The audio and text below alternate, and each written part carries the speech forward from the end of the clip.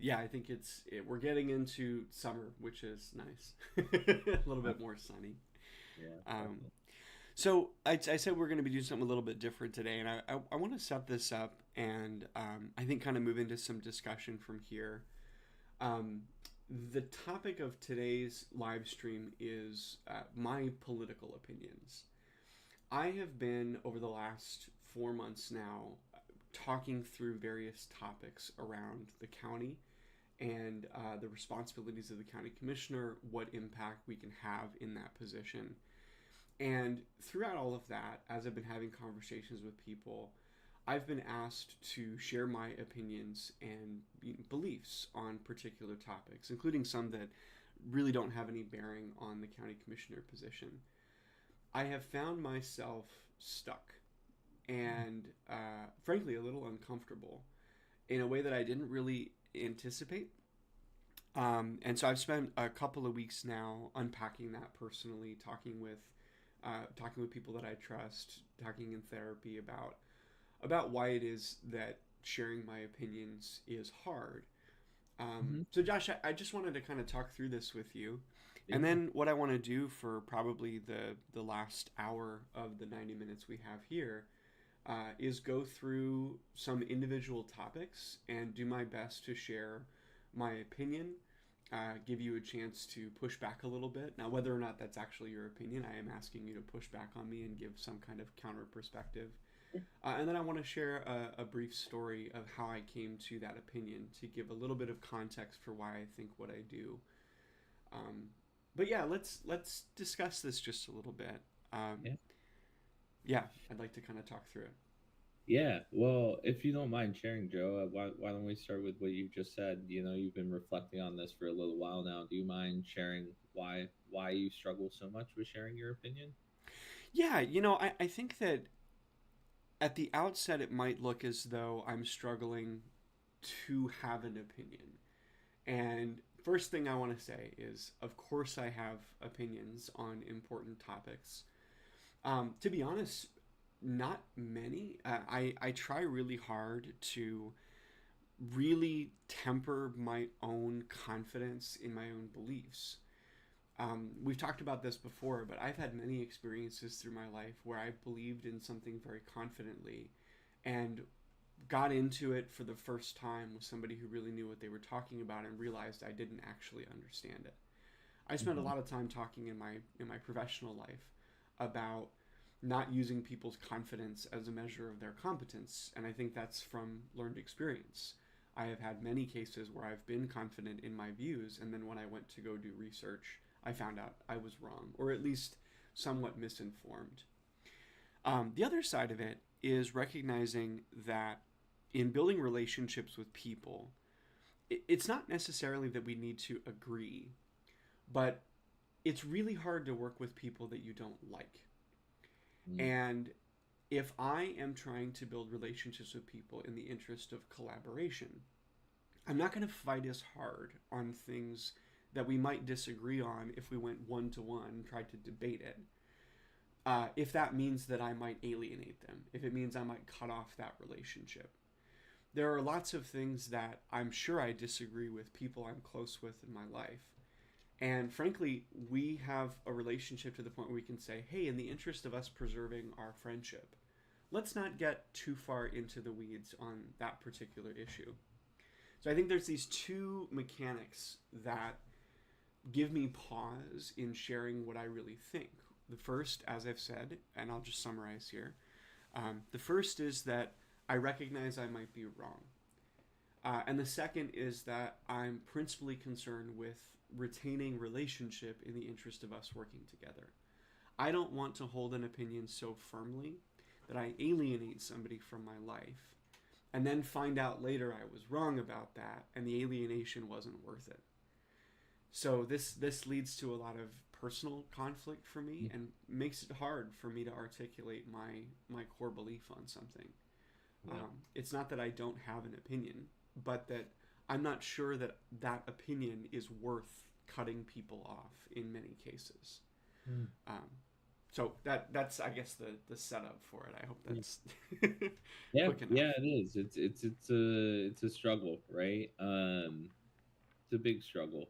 I definitely I feel what you're saying. I can grasp that. I'm struggling for my words, but right, it's also I think there's an element of figuring out that balance too, right? Ways to have that opinion without maybe alienating people or Hmm. being able to work through it in healthy ways too. So I appreciate you being able to start today.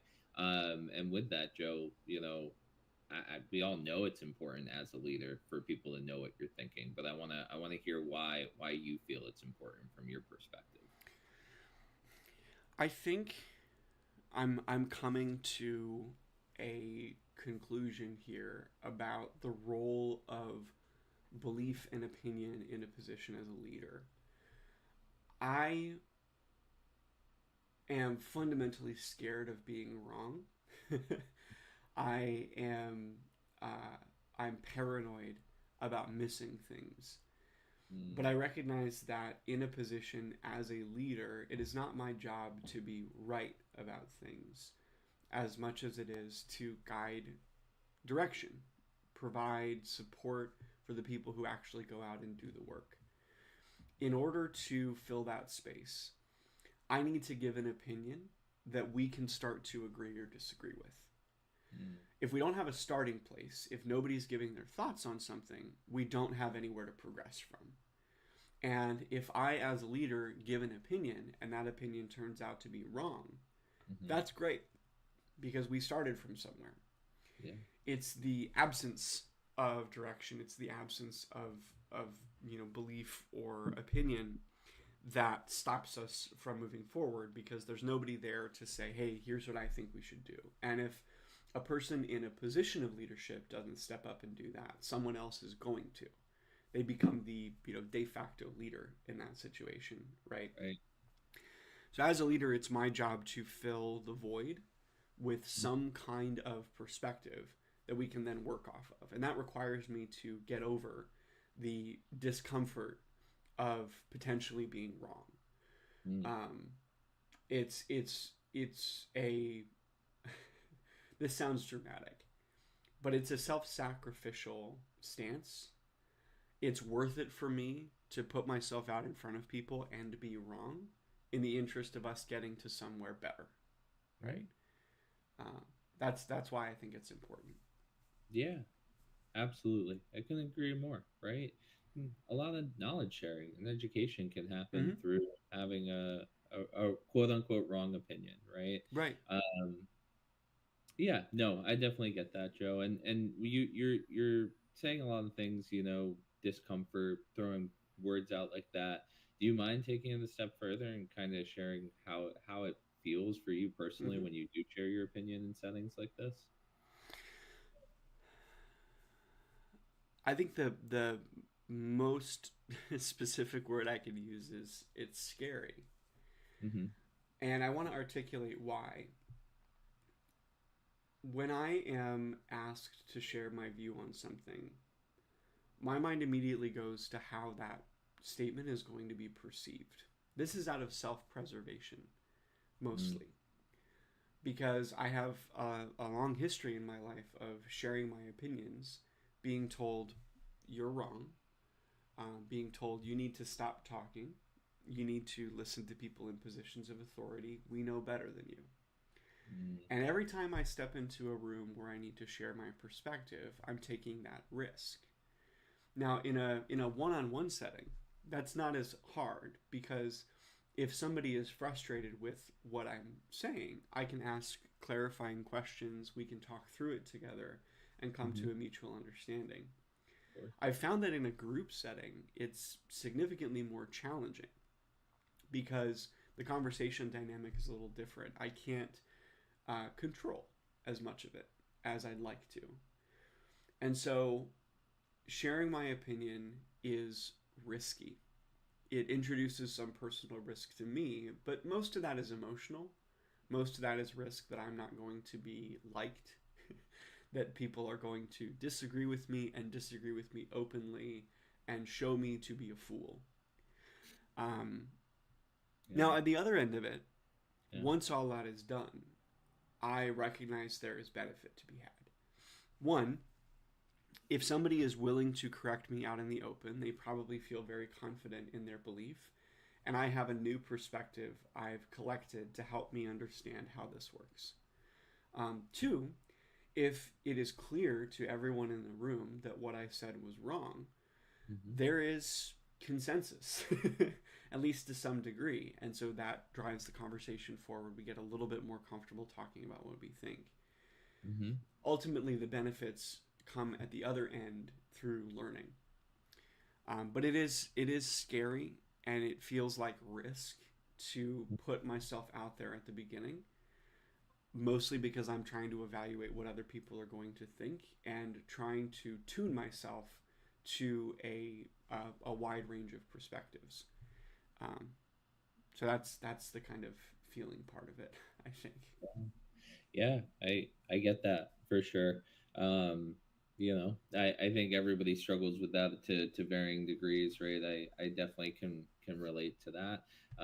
Not wanting, on a different level, I always struggle with not wanting to be that one person in the room who doesn't know something, right? Or doesn't want to ask a question that the eight other folks in the room already seem to Mm-hmm. know the answer to. So, I appreciate you opening up, Joe, and I think it sets the stage for the importance of doing this, but how tough this is for you too. So I appreciate you taking the time, For and sure. I look forward to hearing some Joe opinions coming up in the next section. Let's take a quick break and then we'll Yeah, start we'll start working through stuff. sounds good. Thanks.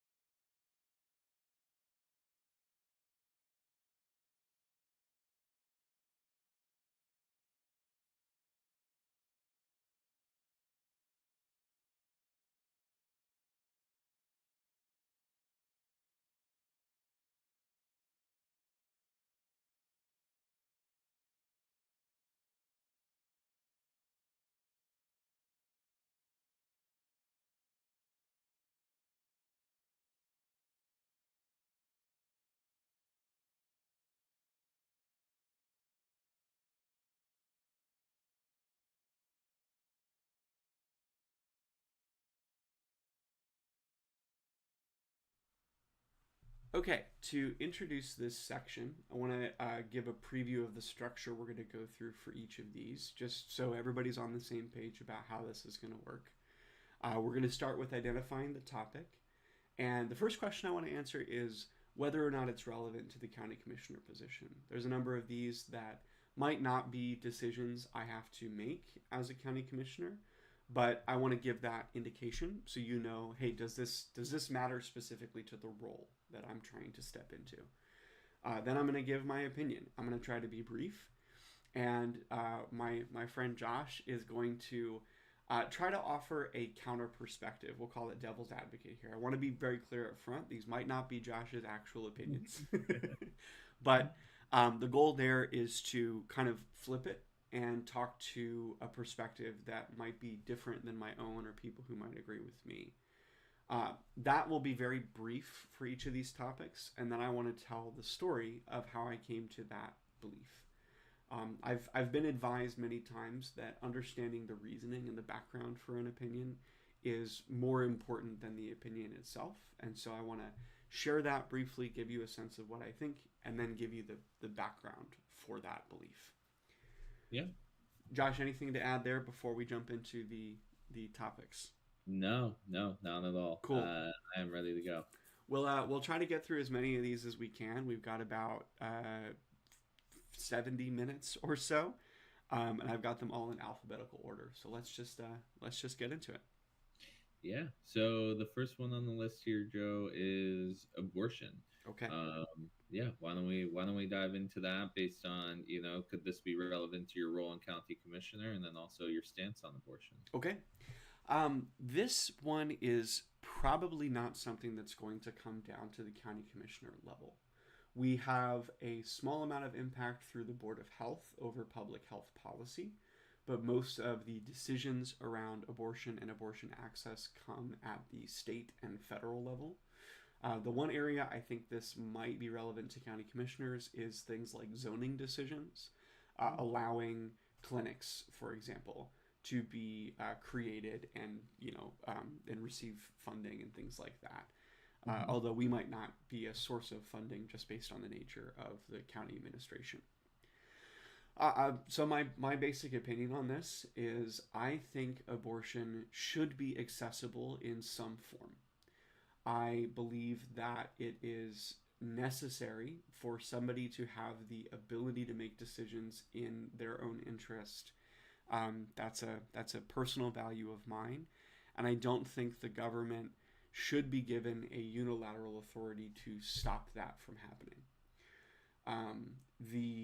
The reality on this is pregnancy is a complicated situation with a wide variety of factors involved, and no system of rules is going to be able to appropriately cover all of the unique situations related to this. So it has to come back, in my opinion, to a decision on the part of the mother and the medical professionals involved. I'm going to give more context there, but that's my kind of base opinion. Yeah. Yeah, this one is tough for me because, right off the out of the gate, I agree with you, but I'm forced to play devil's advocate here. So but I think this one is easy, right? Like there are two sides to this coin, really. So talk to me about the folks that say, Joe, an unborn child is still life, and ending that pregnancy is murder, right? Like Mm-hmm. let's talk about that. I think that's the point blank. There are a bunch of other aspects of Yeah. pro-life folks, but yeah, talk. How do you defend that? Yeah, look, the reality of this issue, and I'm saying this mostly to people who probably agree a little bit more with me, is that to some, abortion is killing babies. You will never make a logical or political argument to convince people that killing babies is okay. You just won't do it.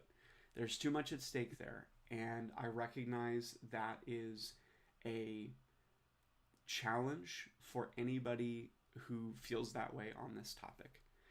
I want to give a little bit of my personal exposure to this issue to demonstrate where this perspective comes from for me. Yeah. I have a friend who was in a very challenging situation. I'm going to do my best not to identify her directly, but she was told that her daughter was going to be born with a defect that would mean she did not have, as far as I remember, fully formed organs when she was born. It would be very painful for this child. This child would only live for probably a few weeks, if that. And she was given a time window of about 3 days from the point where she found out whether or not the child had this genetic defect to whether or not she had to choose whether to terminate this pregnancy. This was a very painful personal decision for her, and ultimately she decided that if her child had this genetic defect, it would be better for everyone involved, including the child, to not have to experience that pain. And that if this genetic defect was present, she would choose to terminate that pregnancy. Now, in her situation, very fortunately, it ended up not being the case. They got confirmation that genetic defect would not be present, and she didn't ultimately have to go through with that decision. But I want you to imagine for a moment that we write a system of laws that somehow accounts for that situation. And many others like it that are even a little less complicated, but just as personal. I don't think it is possible to create a system of rules that appropriately accounts for the complexity of a situation like that, gives people the individual autonomy and control over themselves, over their own situation, and somehow meets the ambitious moral claim of saving every innocent life. Now, I recognize we might get there, but I think we've been trying to do this for a very long time and have never come up with something that makes sense. People want to go one way or the other. They want to say, well, we need, unilateral access with no barriers. I don't think that's quite right. Mm-hmm. Others say we need to wholly ban it, and that's how we get through this. Frankly, I think both of those are simplistic solutions to a complicated problem. The way that Washington State has handled this, to me, is about as good as I can imagine, given the situation. And I recognize the complexity of this to the point where I just don't feel comfortable saying it's appropriate for us to ban this outright. And it's situations like that that lead me away from unilaterally saying we need to just stop all of this termination of pregnancy. Again, I don't want to get too buried in the euphemisms here because it is important that we call things what they are. To some people, this is a conversation about whether or not and when it is appropriate to kill babies. Yeah. That is always going to be emotionally weighted, and I hope that I'm respectful to that perspective.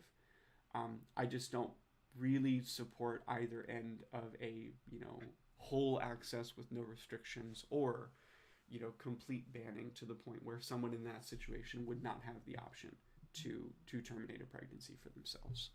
So yeah, I think that's a very fair stance. And man, what a topic to kick off your foray into. There's a lot more that are a lot less like low stakes. But again, I mean to kind of reflect on what we've been talking about so far, I think it's important to put my perspective out there.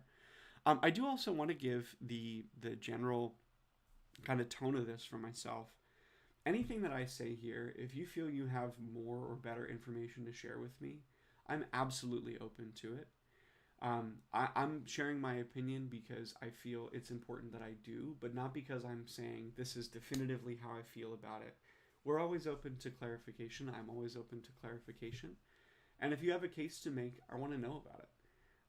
I don't hold any of these opinions to the point where I would refuse to have a conversation with you and recognize your perspective. So that's a kind of broad statement at the tail end of a very dense and difficult topic. So again, like I said, hopefully I work through that responsibly. Yeah, I love that. I love that so much, Joe. That's such a fantastic mindset to have. Right. So I appreciate you putting that out there. Let's move on. Next one on the list is charter schools versus public schools. So let's follow this format all the way through, right? Talk to me about how the county commissioner office, excuse me, could be involved here, and then give me your opinion on this topic. Yeah, we talked about education last week, so this one is pretty straightforward for me. There's not really much the county commissioners have to do with this particular area.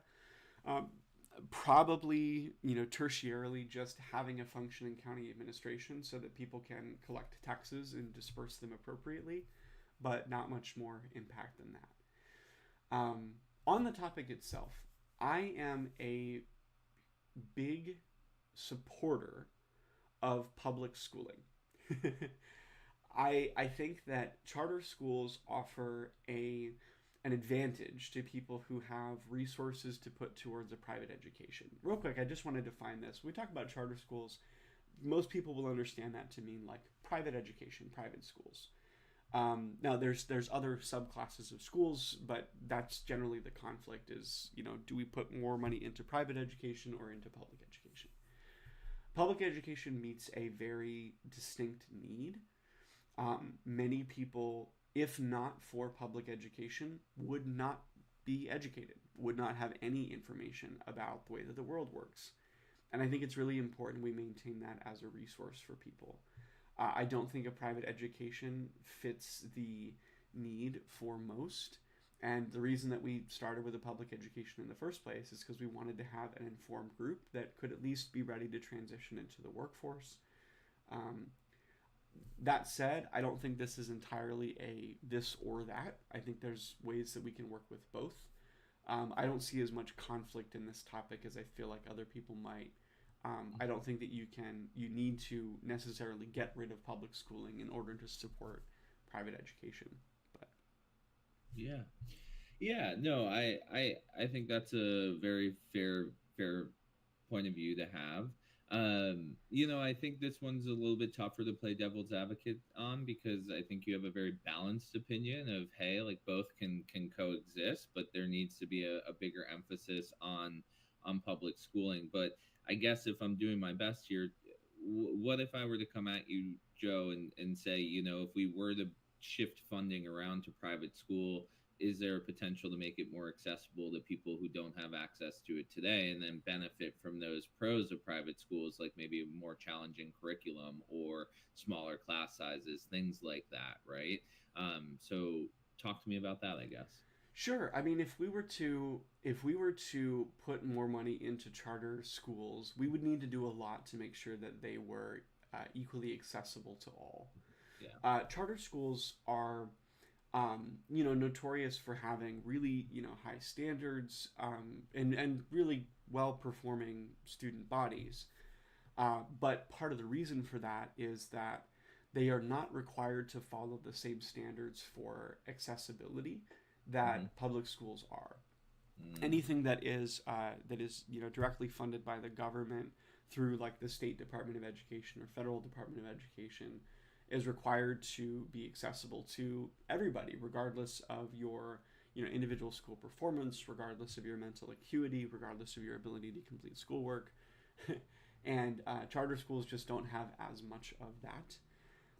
So if we were to shift more towards a private educational model, we would need to change some of the fundamental aspects of the way private education works. And it would probably mean that the numbers that are very attractive and positive stop looking quite that way. Mm-hmm. So I don't know that that's the whole solution. Um, there are also studies to show that if you have charter school vouchers, those vouchers tend to go towards people who would already be putting their children through private education, and that those vouchers don't generally encourage people to put their kids into private school because they never cover the full cost of tuition, meaning that you are still going to be paying a lot of money out of pocket, and that just doesn't work for most people. Um, to give my perspective there, I am a child of homeschooling. I was homeschooled up until about seventh grade, and I had a lot of personal benefit from being homeschooled. I had the opportunity to learn the way that I wanted to learn. By the time I was in fifth grade, I was doing eighth grade, ninth grade work and progressed very quickly through all of that. But there was a point where my family didn't have the resources anymore to be able to support homeschool education. And we moved to public school, and I found a lot of value in having a publicly funded education. For my parents, who were both working, it offered a place for them to send their kids during the day so they didn't have to spend as much money on childcare. But it also meant that I had an opportunity to learn from people who didn't have a personal agenda other than helping me to get education. Um, that public schooling allowed me an opportunity that at the point, if we had to go to a private school education, we absolutely would not have been able to afford it, even with some support, and I would have gone without education from about seventh grade on, or a very subpar one because my parents couldn't really provide the support that I needed at that point. So, Yeah. No, I think it's a very important opinion to have. I don't want to spend too much time here, Joe, but I do want to just talk about that, right? Like one thing that you mentioned was in fifth grade, you were doing a very high level work through homeschooling. Not necessarily saying that's the right approach, but do you feel like public schools have the ability to help I don't want to use the word gifted, but children that are excelling at a rapid pace, right? Do they Hmm. have the resources and the funding for somebody who maybe in fifth grade who can take on eighth or ninth grade level work? Do you feel like they have the infrastructure and the programs to support that? I know that's a broad statement, but Sure. directing it towards Cowlitz County today.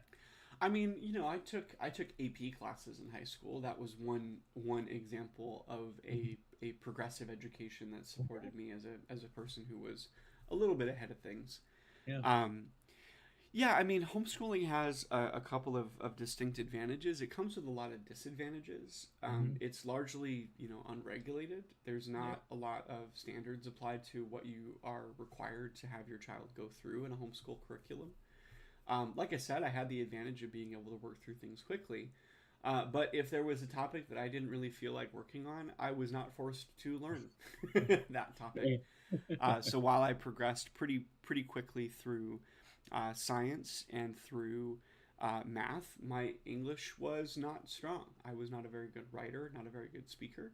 Hmm. My handwriting was terrible. So things like that.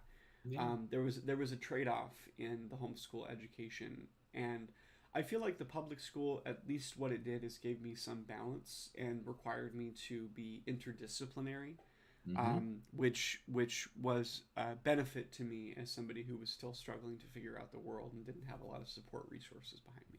So Absolutely. Appreciate that point of view. All right. Let's move on. Let's keep running through these for time's sake. Let's next one on the list is climate change. I'm not gonna kind of keep repeating it. I think we all know the first two questions that I'm gonna ask here, so sure. let's dive into it. So this is impacted in some ways by the county commissioners. Okay. Not so much directly that we're making decisions that are going to have an impact on the environment, but there are a lot of topics that come up that have this flavor of climate change. More broadly, we're talking about renewable energy or environmental supports and environmental protections and things like that. And that does bear into the work of the commissioners quite a lot.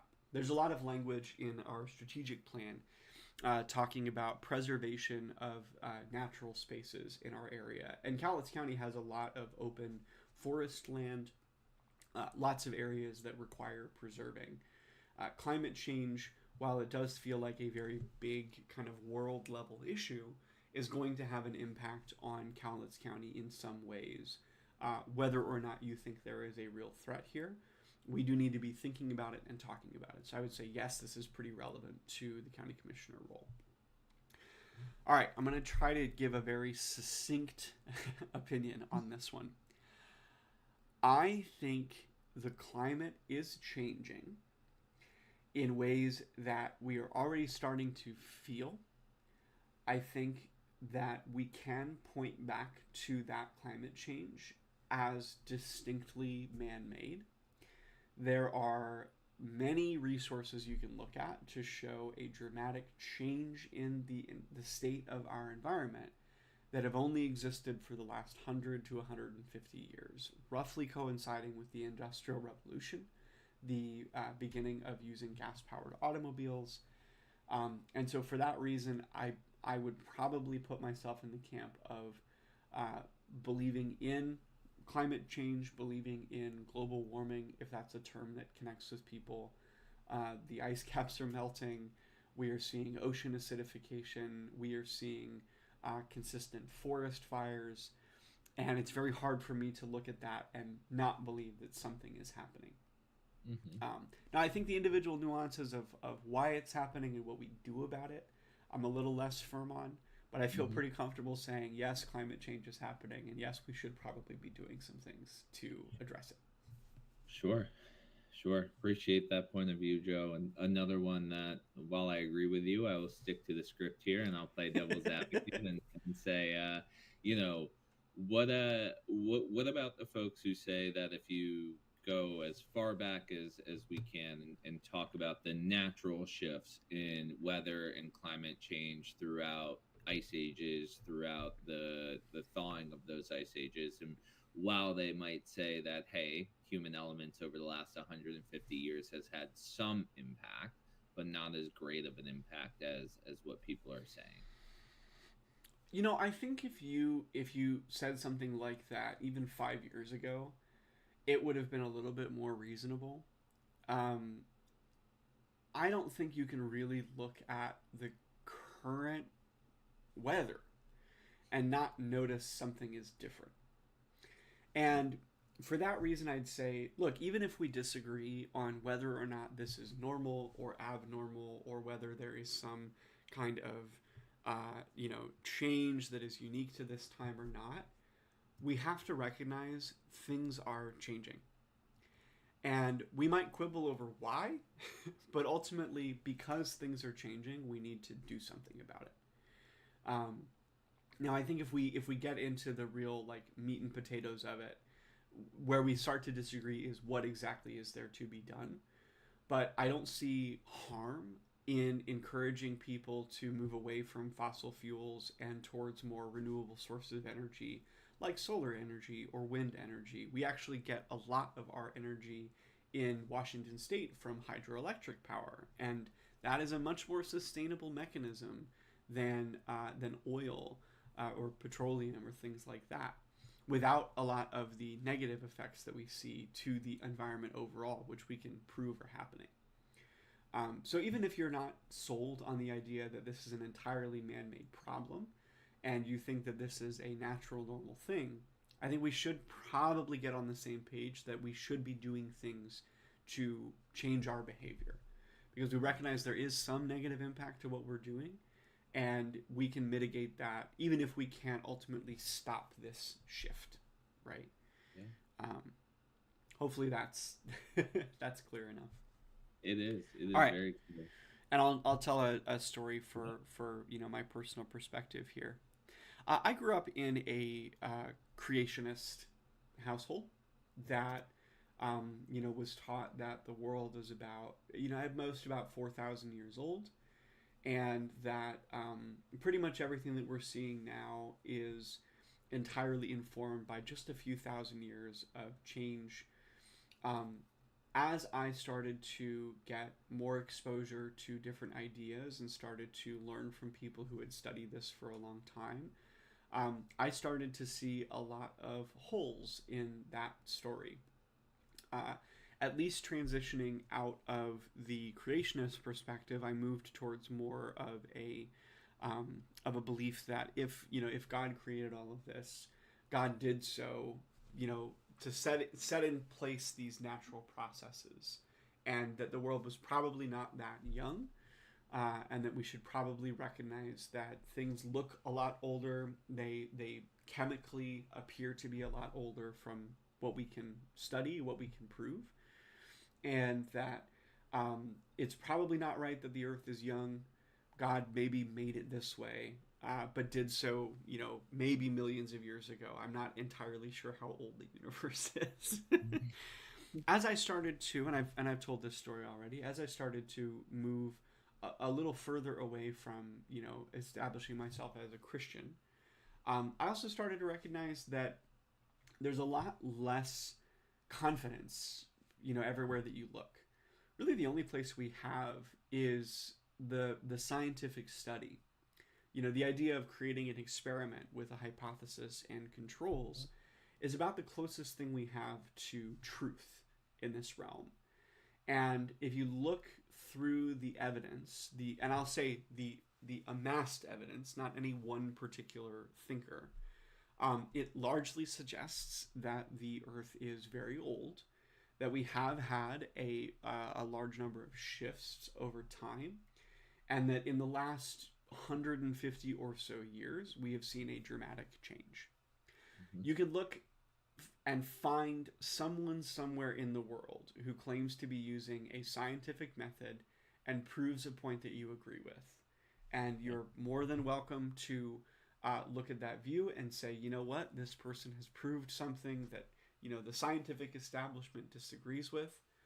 I generally believe that science is about the only way we can get to the point of objective truth without the belief in an all-knowing creator who told us what that objective truth is.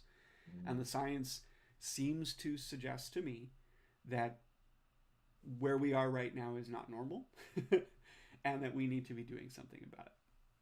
So that's a little bit of my background and kind of the progression of thought here. I hope that is okay. Again, Yeah. I'll reiterate because that was one where I felt like I was a little firmer.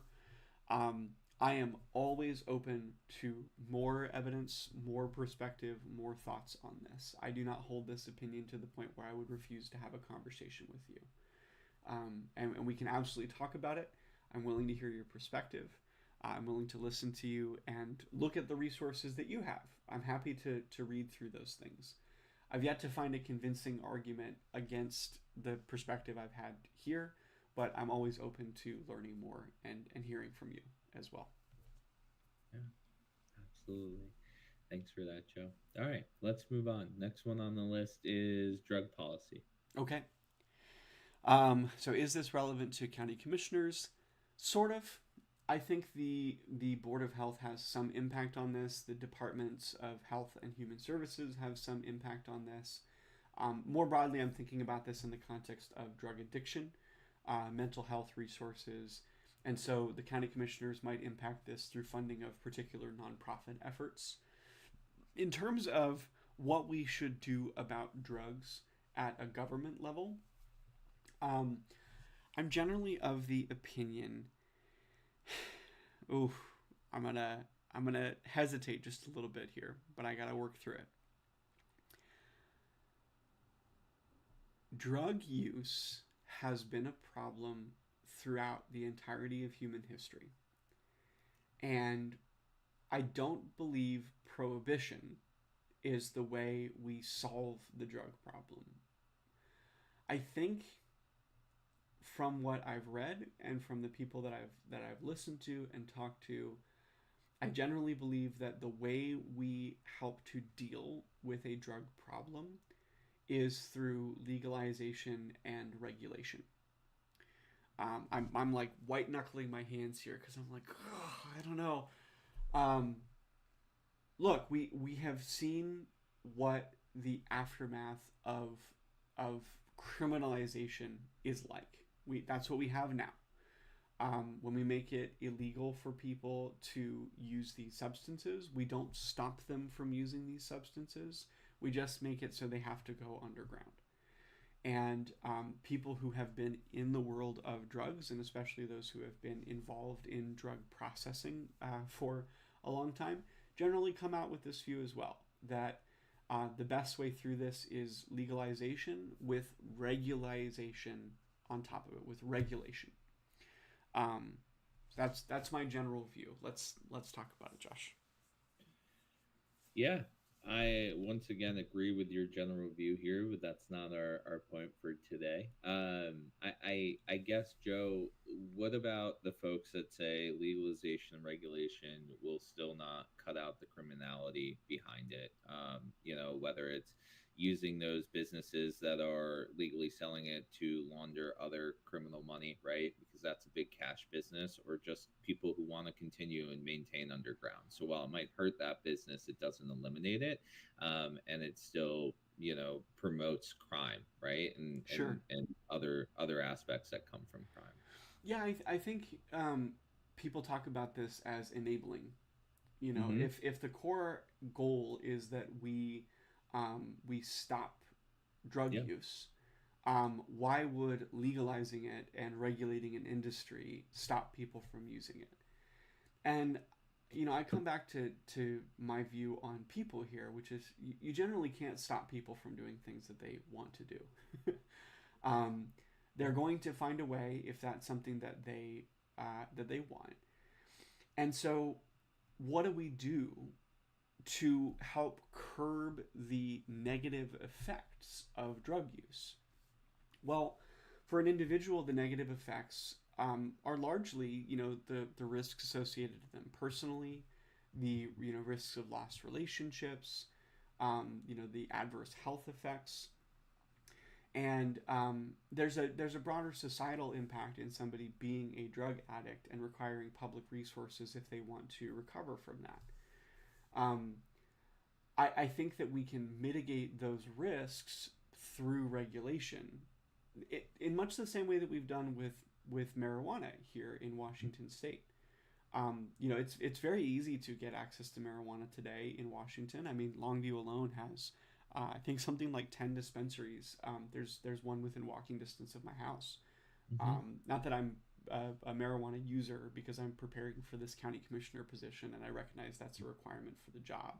Yeah. I have not used marijuana since the beginning of this year for that reason, Hmm. but I have used in the past, Yeah. and um, I don't think that we gain a lot by telling people that if you engage in this behavior, it's a crime and you're going to have to, go to prison for the rest of your life over it. I think that if we were to regulate it, people would be more comfortable with asking for help when they know they need it. And Hmm. right now, we don't have an environment where people can ask for help, to the point where we have to make it explicitly legal for you to ask for help. Hmm.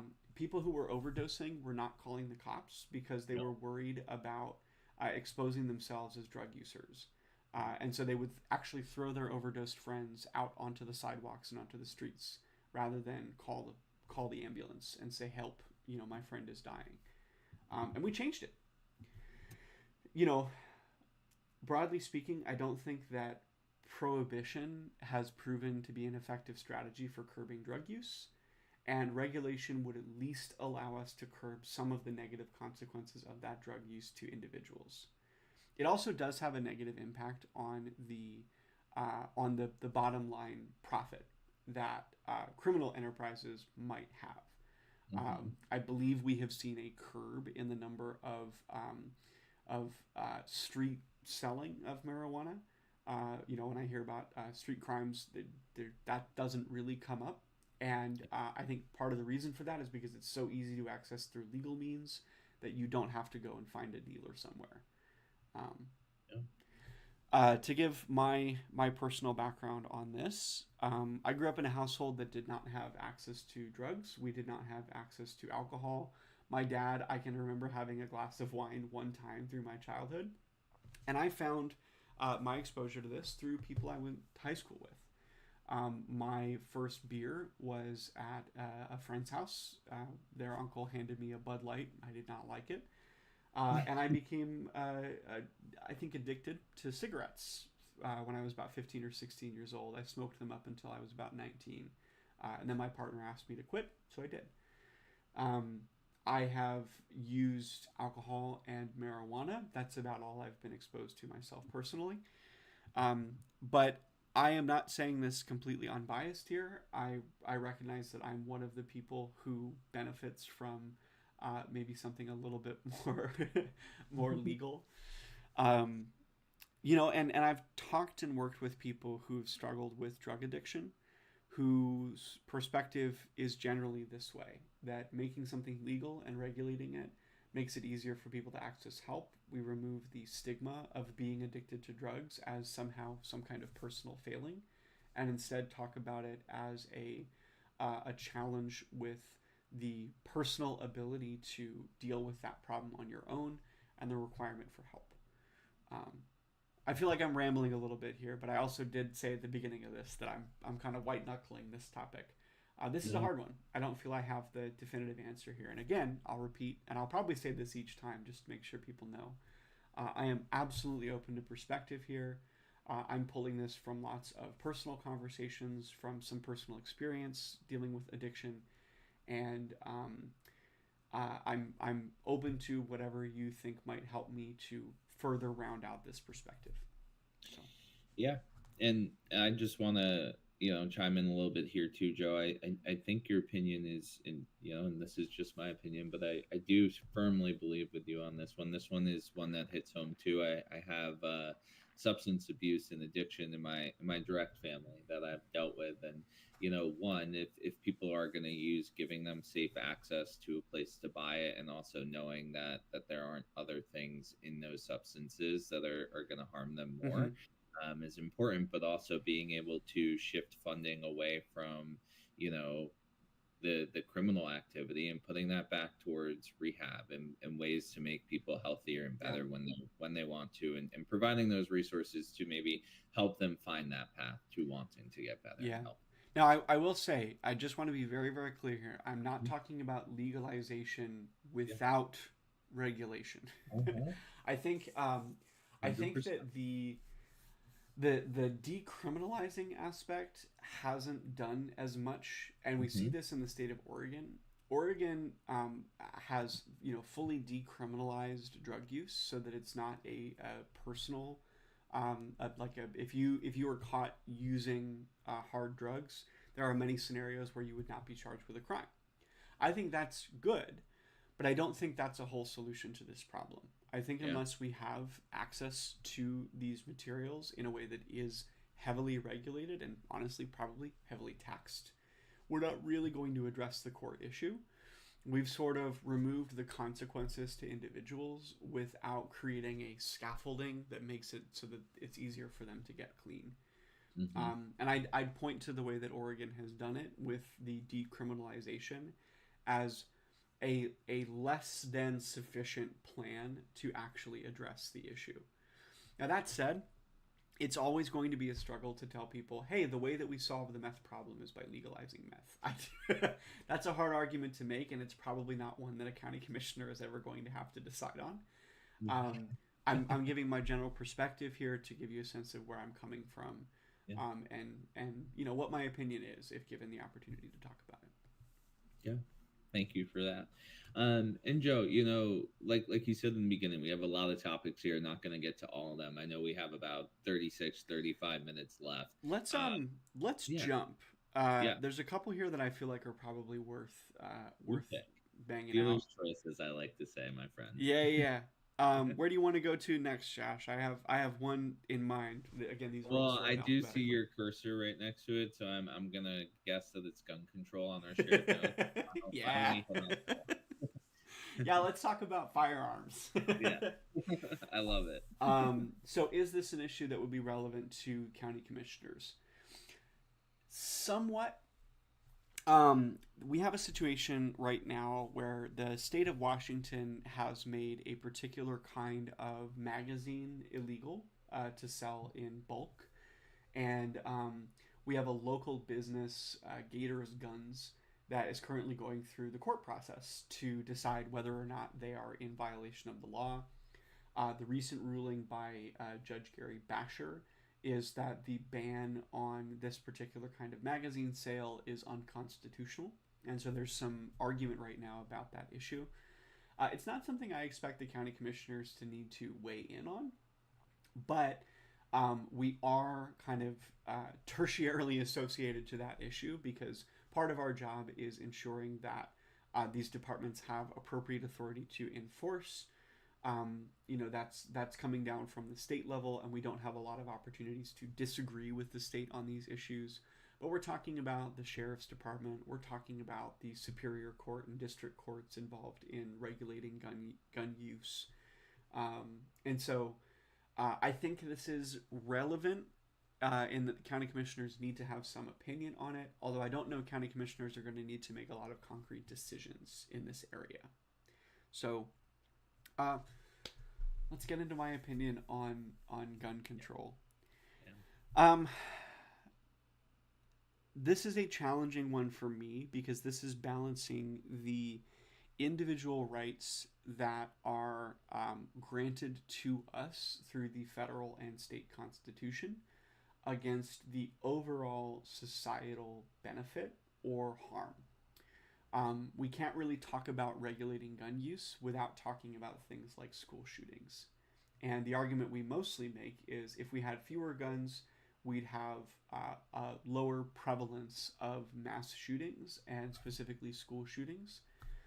Washington has a history of these. We've had a couple of pretty traumatic scenarios in the last few years. I remember being, I believe I was a student at the time where we had a shooting in a nearby city in Southwest Washington. So, generally speaking, I think that individual access to firearms is okay. That we have the ability to access these tools, and when used responsibly, they do not create a general problem for the community. I believe that a strong system of regulations is important if we are not going to wholly remove guns from the United States, and that means background checks. That means having an active registration system so that we know where these weapons are at all times. It means probably minimizing how much you personally might have access to, to avoid things like stockpiling and things like that. Um, I don't know what amount of regulation is appropriate. I think some amount of regulation is permitted by state and federal constitutional law. I'd pull there from language like well regulated in the Second Amendment to imply that we are given the right through the Constitution to access firearms, but we should do so within the confines of some kind of laws, some kind of regulations. Um, I guess this is pretty similar to other people saying we need common sense gun control, but the reason I don't bury myself under a term like that is because I don't think common sense gun control is really all that universal of a view. Um, so, anyways, I support individual access to firearms under some kind of regulation. And I think that the ultimate goal needs to be to mitigate the risk of harm to innocent people who are harmed by these tools that are designed for causing harm, are designed for pain, are designed for killing. That's what they're for, right? Yeah. Um, so Yeah, you, I would say my counter to that, right? And I think the obvious one here is, minimizing risk isn't enough, right? I think that yeah, you put a good example of, even you were a student and something awful happened in a nearby city. I'm in, Connecticut, and I hate to bring it up, but everybody knows Sandy Hook, right? mm-hmm. So that hits home here too. So what are your thoughts, or how do you counter the argument that, again, minimization of risk isn't enough, and we need to eliminate it by eliminating the right to own firearms? Australia took this approach and it worked very well for them. Mhm. Australia had a buyback program where basically you could surrender your firearms um, and it seems to have worked very well. Let's be honest here: the United States has a problem that almost no other country in the world has.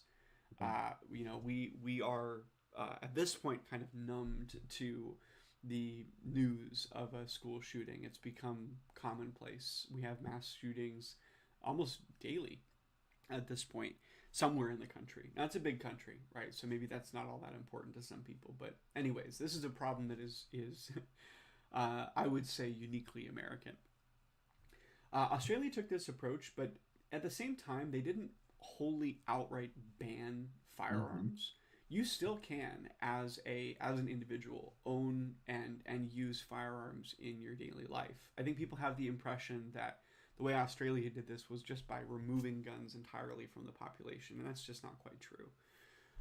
But what they saw is that by reducing the overall number of firearms in their population, they largely curbed the problem. I think as we amass stockpiles of weapons, we make it easier and easier to lose track of things, and we make it easier for people to transfer ownership without a lot of tracking back and forth. Um, I don't think I have a definitive answer here, but I think we have some pretty clear cases that fewer firearms in circulation leads to less overall risk to the population. We are probably never going to wholly eliminate the risk of some kind of mass casualty event. Hmm. Australia just had their own where there was a gentleman running through a mall, and I think all he had was a knife.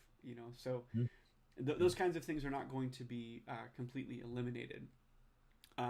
But I think we need to be doing more than we're doing right now to try to minimize those risks.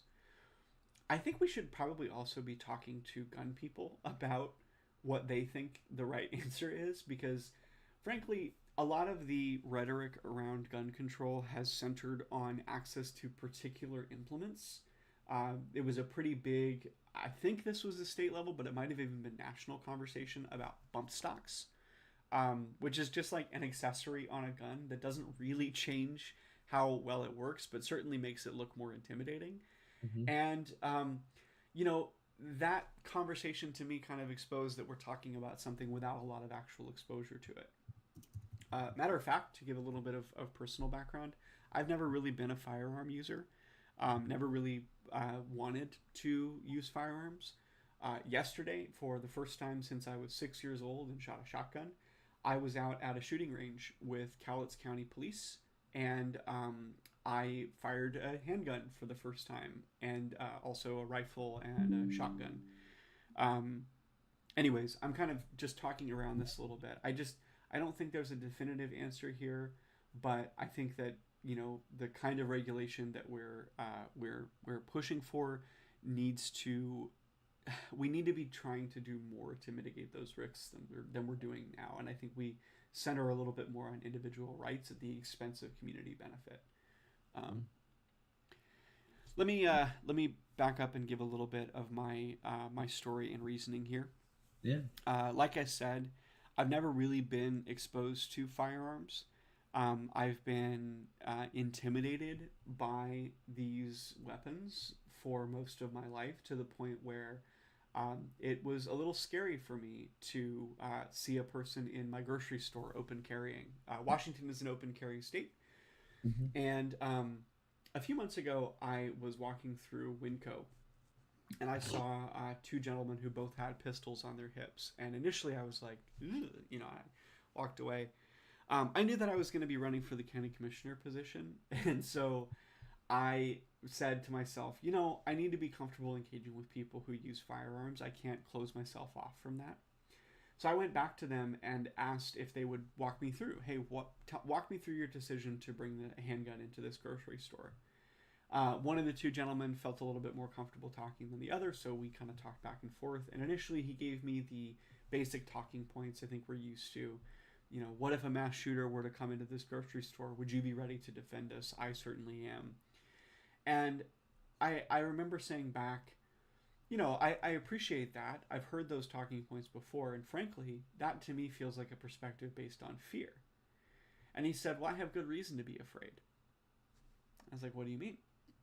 He said, well, on two separate occasions, I've had people on the road who have pushed my car off of the road, and both cases got out of their vehicles with weapons. I think baseball bats, to threaten me.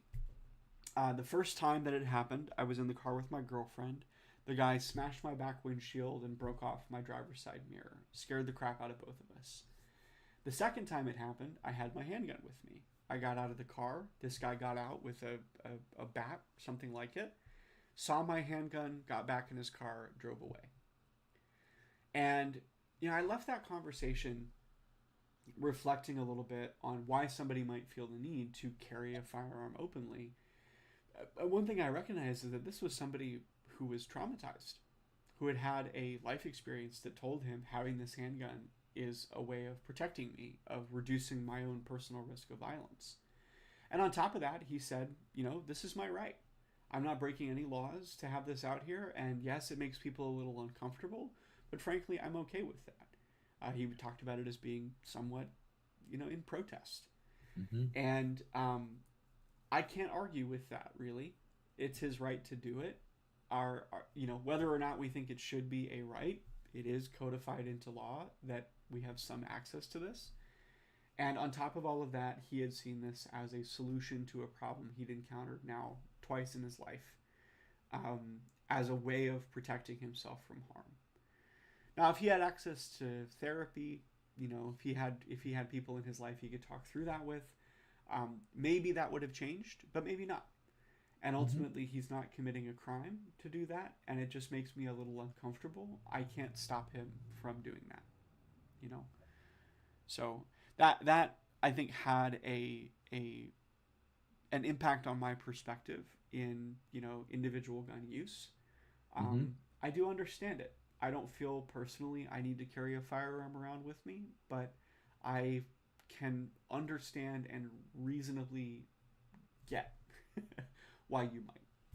Yeah. Uh, so I appreciate you hopefully that sharing fills it that in. story. I mean, even secondhand through you, right? That has a major impact on my point of view and my opinion on this topic. So I Mm. appreciate you sharing that, Joe. All right, friend. We probably have time for two, maybe three. We could probably fit three in here. Let's do the next three because I think these are kind of related to each other. So we'll Okay. just get through the H's. Cool. Yeah, yeah, that sounds good. Let's start with the healthcare system. Okay, is this relevant to county commissioner? Yes, through the Department of Health. The Department of Health, and I guess Human Services to a lesser degree as well, both have an impact on access to healthcare in this area. County commissioners can make decisions in support of or against particular health initiatives. We can also apply, potentially pressure to healthcare systems in our area. We aren't necessarily going to make changes at the state or federal level with healthcare access, but a lot of the local boots on the ground resources come out of the county administration as it relates to healthcare in this area. So yes, I do think this is a pretty relevant issue to county commissioners. My basic opinion on this is we need a healthcare system that is affordable and accessible to every single person, regardless of income, regardless of status or any other qualifier here. Healthcare is gosh, I was gonna say healthcare is a human right, and I think that's a little bit of charged language here. Nobody should have to pay to be alive. That's the core of it for me. Hmm. Um, this is not an issue to me of whether or not you can afford it and whether or not you can deserve it. It is our uh, responsibility to our community to make healthcare accessible to people who need it. I think the for-profit healthcare system has done a tremendous amount of harm, and we might not necessarily be ready for a completely government-run healthcare system yet, but we absolutely need some kind of reform to move away from thinking about healthcare as something to benefit investors and stocks. Profit in this area to me is inappropriate, except to support the growth of these resources. And I feel pretty confident in my perspective here, um, that we need a system that is accessible to everybody, regardless of what you can afford, and that our access to healthcare should not be predicated on what we have the ability to pay for. Absolutely. I appreciate that opinion. Talk to me a little bit about, I think some naysayers here, there are probably a lot of points that they bring up. I think a few of the ones that I hear a lot, right, are how do you have a system like that and still allow people who can and want to pay for maybe more efficient, more better level of care, right? How does that work in that perceived vision system? I think the second thing is whether you believe it or not, I think it's hard, but increased wait times. So like less about it. Hey, we shouldn't give everybody Mm-hmm. this basic human right because we don't want to wait a long time for doctors. But how do you defend that opinion and in the fact of Sure. how do we build up the infrastructure needed to support maybe a universal healthcare Sure. system? Okay, on the first point, Yeah. Sorry. in my view, having an accessible healthcare system that is affordable to everybody in no way prevents you from paying for private care. Hmm. It is not a trade-off where we have an entirely government-run system or an entirely privatized one. Right now, we have a mostly privatized system with government paying into the healthcare costs, Hmm. but one does not depend on the other. You can still have a private doctor. You can still have resources that give you personalized care, and we make sure that people have access to healthcare when they need it. On the second point, I am already experiencing long wait times. Are you not? When I I go to the doctor, I'm 2 months out from a basic physical appointment. Yep. And look, that might be just in the wake of COVID. Maybe healthcare has been squeezed a little tighter. But, the threat of a government run healthcare system for a long time has been, well, what about getting quick access to care? And man, if I want to go schedule an appointment, I need to think about what my day looks like in June right now. Um, I don't imagine it getting a lot worse in a government run system. We're really just, I think, talking about where the money comes from. Hmm. And frankly, I think if we had a better regulated system that was a little less focused on profit and a little more on individual benefit, we could probably figure out ways to systematize this problem and deal with it a little bit more effectively than we have right now. Profit motivation tends to drive us to the least amount of service we can provide at the highest cost. That's just sort of the way that it works economically, right? You want to try to figure out how to get more, and that's what investors expect from a for-profit system.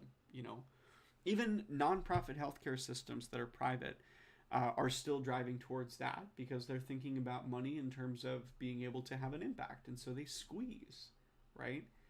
Um, Look, I just don't feel like it's a very effective argument that we might risk longer wait times when we are already experiencing long wait times. And on top of that, a lot of people are having to make trade offs for the personal costs they feel, versus having access to care. Even with an employer that provides very good healthcare benefits, I still have to weigh out, is it worth it for me to go and get a necessary procedure for the out of pocket costs, right? I just don't really see a very effective argument there. I think that we need some kind of change. And at this point, I'm not convinced that continuing with a wholly private system is really all that smart. I think we have a lot of good evidence from other countries to show that the United States is behind the ball. We are one of the wealthiest nations in the world, and yet we spend almost double what countries like Germany and Sweden spend individually on healthcare. I think actually Germany spends about 2/3 what we do individually on healthcare per year, but even still, that'd be a dramatic improvement. Um, Now, with all that said, I'll give my personal story, but again, just because I expressed a pretty strong opinion there, I want to qualify and say I am open to perspective. If you feel there is something that I said that you think is missing some information and you want to provide more to me, please do. I'm absolutely open to perspective. I'm absolutely open to discussing this. I'm open to changing my mind and adjusting my perspective here. So just to clarify that. Personal background: my family has historically not really had access to healthcare. We did not ever really go to the doctor. I think, every now and again, when I was very little, we were in and out of the hospital a lot, but I know that was a pretty big financial burden on my family. My dad has been a teacher for most of my life. Teachers do not usually have really great healthcare benefits. And on top of that, we had 8 kids. So there was a lot of cost associated with going to the doctor. We really only went in cases of emergency. I still struggle as an adult to fully realize the benefits of my healthcare access because I have been, I think, preconditioned to the idea that you really only need to go to the doctor when you have an emergency. And I need to convince myself to go more often and get more input on, random aches and pains and things like that. Um, I think that for many people, the doctor is a cost center without a lot of personal benefit. I think that the perspective of most I engage with is that doctors are helpful but not necessary. And frankly, I think that just does a disservice to that profession. I think it makes people a little less trusting in, scientific professionals in general. And that's kind of where my perspective comes from on this. So Yeah. No, I appreciate that as always, Joe, and I know that's not the easiest thing to share, mhm. or even definitely not the easiest thing to live through. So, definitely gives very good perspective on your opinion there. So, all right, let's keep rolling through here, given the time that we have. Homelessness is the next H Yeah. that we're going through. I think we'll bake in Hope Village to this one as well because I Okay, think these are perfect. these are related to one another. All right, So, let's home then. is this an issue relevant to county commissioners? Absolutely.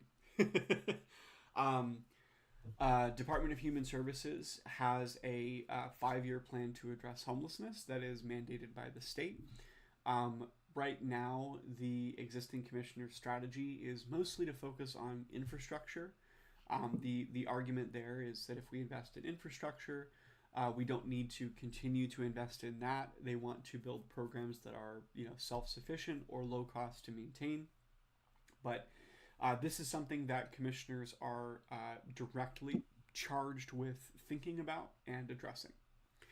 Um, I actually want to start with my story here on Yeah. homelessness, but I'll give a brief opinion here. Okay. Um, Homelessness is an addressable problem that is not wholly dependent on individuals who want to become, not homeless. I think that in order for us to address this issue completely, we need a combination of personal ambition and a lot of community resources. I think we need a disproportionate, perhaps, amount of resources to really address the problem. The solution has to be multifaceted. And I do believe it is our responsibility to support people who are struggling in this area. Um, Kind of the counterpoint I've heard in the community is, well, they got themselves there. It would be better off for us if they were to just go somewhere else. I think these are people that are part of our community, and we have a responsibility to them. If we want to call ourselves a community, it requires containing everyone. We can't cut people out because they're inconvenient, or because we feel like they might not deserve it. That just Mm-hmm. doesn't fly for me. So, Yeah. Yeah, and look, I agree with you. I hate to even be the devil's advocate here because I I agree know. with you so much. But I will be. Yeah, yeah. But no, I do say like what, and I think in the most delicate way too, right? Because I think this might help the conversation progress. Like, what about the people who say, okay, look, yes, we have a homelessness problem and we need to solve it, right? But why does it have to come out of my paycheck? And how does throwing money at the problem really solve it, right? How is giving somebody welfare, for example, to get them off the street or give them support to get them off the street? How is that helpful if we aren't at the same time building infrastructure to support those people? I'm Sure. not saying that you're saying we aren't going to invest in that infrastructure, but that's kind of my point of view here. Yeah, I mean, I think that the general tone of that view is like, isn't what we're already doing enough, and why do we need to invest more? Mm-hmm. I held this perspective for a long time. I would see homeless people, and I would say to myself things like, I could never let myself get to that point, and it's really hard to not be in that position and feel as though other people would need help that you don't think you need, in order to get out of it. Um, I want to tell a couple of stories here to kind of round out this view for me.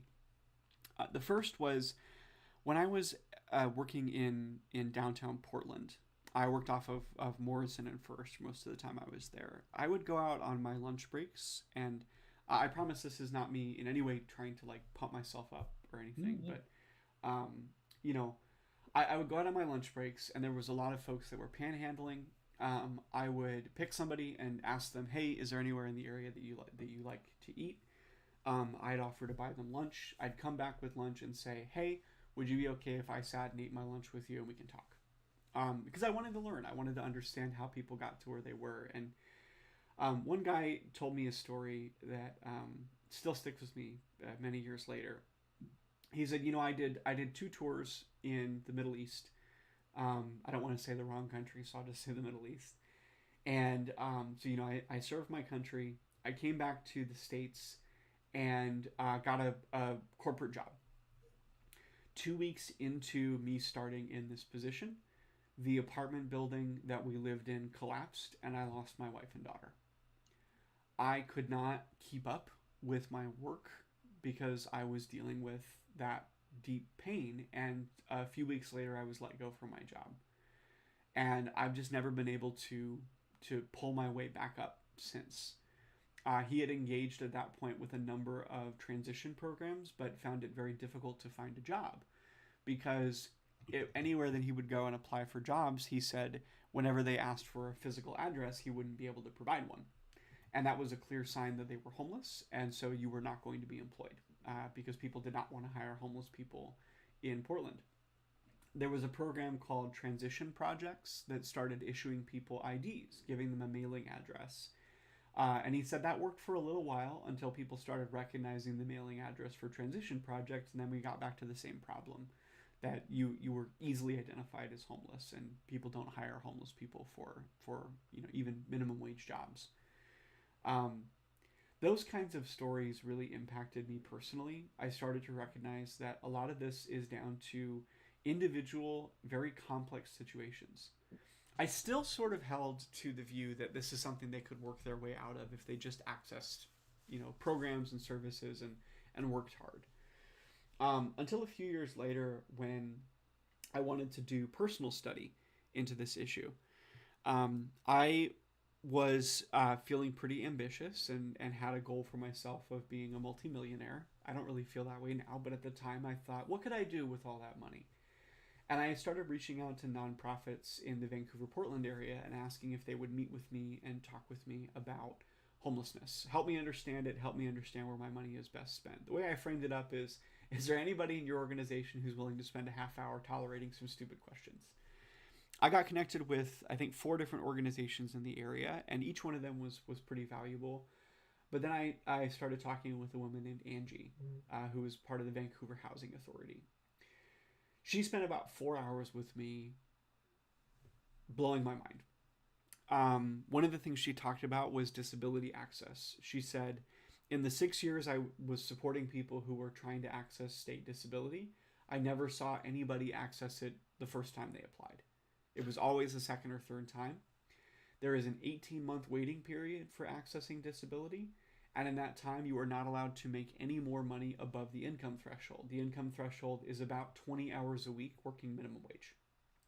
So you spend 18 months to find out that you don't qualify for disability, not working, as most people did, or working very, very few hours. And then you have to apply a second time and go through that again.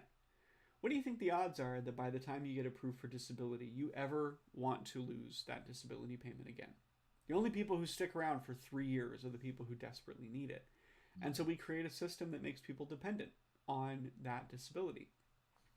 On top of that, we had 14,000 families in Vancouver at the time of that conversation. This was about 5 years ago, that were at risk of becoming homeless. The majority of Americans, or the average American, had about $400 in savings. Most of us were one accident away from not being able to afford housing. Housing is one of the highest expenses in this country, highest personal expenses, right? Second, I think, is healthcare. And I left that conversation, 4 hours later, thinking, how am I not homeless at this point? How have I narrowly avoided, something like that? I've had many personal situations in my life where I was very close to that, and just never quite recognized how close I was to not having a place to live. All in all, my perspective on homelessness is informed by talking with a lot of people who have experienced homelessness, who currently experience homelessness in this area, working with nonprofit leaders who understand the challenges of homelessness. And generally speaking, it has never come back to this is an individual problem that requires an individual solution. There are systemic reasons why we fall into homelessness and never claw our way out again.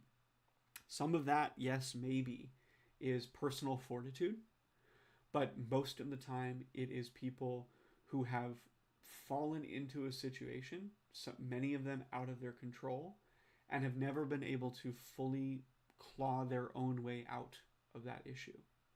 Yes, there are some success stories, but those are rare exceptions to an otherwise very challenging and difficult system. And I think that requires us to take some responsibility for it. A systemic problem requires a systemic solution. So that's where I'm coming from there. Hopefully that's not rambling too much. Just giving my thoughts. No, it's not. And I know we only have about 2.5 minutes here left, Joe, but Hope Village was on the list, and Yes. I want to give you some time to talk about that, unless you want to take this somewhere else in the wrap No, up. Hope Village is how I'd like to end out here. Okay. I was in a public meeting where I feel like my answer was a little wishy washy, so I wanted to make sure to put something out here in Yeah. public. I absolutely support Hope Village and programs like it. Hope Village is a pallet home community in our area that has come under fire a little bit, mostly because the current Longview City Council is considering removing the city control over that and turning it back to the county. So if this was a county administration thing, it would be on our docket to deal with. Hope Village is described as a low barrier to entry program that does not require drug testing, and so it has a bit of conflict associated with it because people see it as potentially enabling drug use and giving people access to government-funded resources that they maybe don't deserve or whatever. Sorry, not to be flippant about that. I just meant I didn't have a Yeah. great way to end that sentence out. Sure. I support Hope Village. I think there are some legitimate critiques of Hope Village and the way that it works. I don't think those critiques are enough to justify removing the program. And I think we can use that as an opportunity to push for a little bit of reform and change. But ultimately, we need a program like Hope Village, and if not that, something very similar to it. So I just wanted to give my thoughts there. Again, to round this out, I want to be very clear. I am absolutely open to arguments and information and perspective. None of the opinions that I've shared today are ones that would close me off from having a conversation with you about it. I think it's very important that I share what I think, even if it's not entirely concise and well formed. I think it's important that you know what I believe and the kind of person that I am. My goal as your county commissioner is to represent the collection of perspective, to pull in as many ideas as possible and evaluate them reasonably and figure out what the right answer probably is. And I hope this gives a chance for people to get to know me a little bit more. Please, please reach out to me. If you think I'm wrong about something, I want to hear about it. I want to talk with you about it. I want to meet with you. Um, I'm always open to learning, and I try to maintain that. This is a challenge for me because I recognize it might alienate some people. So, um, yeah. Josh, anything else to close us out here? No, I just want to thank you. I know this wasn't an easy one for you today, but an important one. So thank you, Joe. Cool. Thanks, friend.